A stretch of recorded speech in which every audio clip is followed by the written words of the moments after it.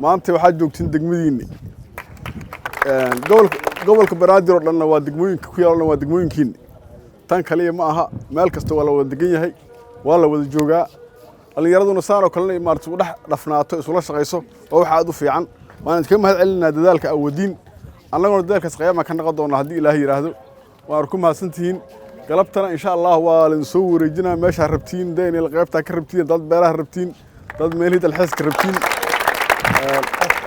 انت بوا سمر دونا هدي الله يراهدو واحد دبنا ان شاء الله كلا كل ميسين هدي الله يدمو الا عاو شن ساعه لح ساعه وسي غار كرتين ممكن يا جوجتين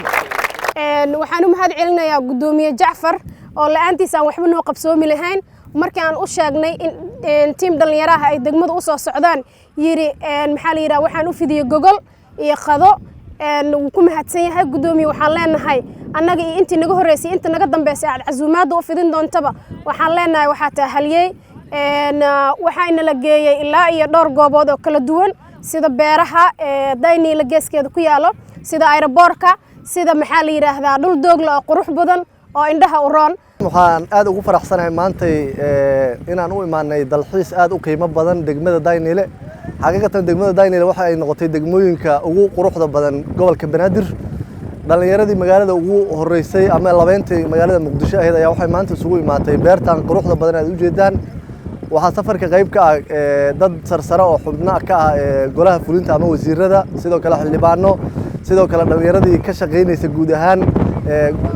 shirkadaha iyo hay'adaha kala duwan ee magaalada Muqdisho ku yaalo waxa maanta sharaf ii ah aniga oo Cabdi Wali Kayton inaan qayb ka ahaado safarkan aad u quruxda badan Daynilena waxay noqon doontaa insha Allah degmo aan aad ugu soo laabto maadaama dalxiiska iyo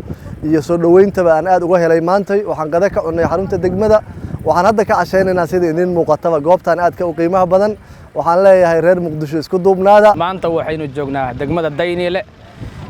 aan u soo aadnay dalxiis ka wasaaradda warfaafinta dhaqanka iyo dalxiiska waxa waajib inaga saaran horumarinta barnaamijka qayb qaadashada horumarinta barnaamijka dalxiiska waxaad aragtaan gadaashayda taagan dhalinyarada reer Muqdisho oo maanta u soo damaashaad tagay degmada Daynile waxaan halkan u joognaa dhiirigelin iyo reenrayn iyo farxadda damaashaadka dalxiiska inaan qayb ka noqono ka wasaaradahan sharafayna noo tahay